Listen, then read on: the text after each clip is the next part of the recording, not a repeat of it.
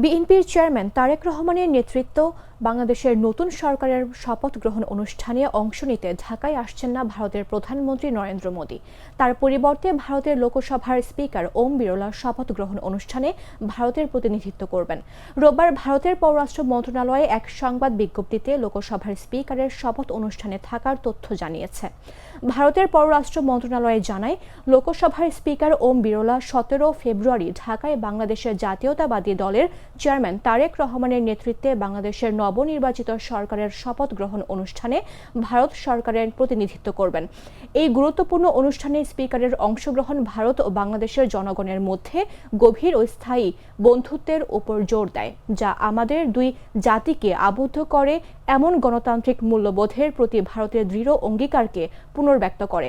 দেশটির পররাষ্ট্র মন্ত্রণালয় বলছে, একটি ভাগাভাগি ইতিহাস, সংস্কৃতি এবং পারস্পরিক শ্রদ্ধার দ্বারা ঐক্যবদ্ধ প্রতিবেশী হিসেবে ভারত তারেক রহমানের নেতৃত্বে একটি নির্বাচিত সরকারে বাংলাদেশের উত্তরণকে স্বাগত জানায়, যা দৃষ্টিভঙ্গি এবং মূল্যবোধ জনগণের বিপুল সমর্থন পেয়েছে।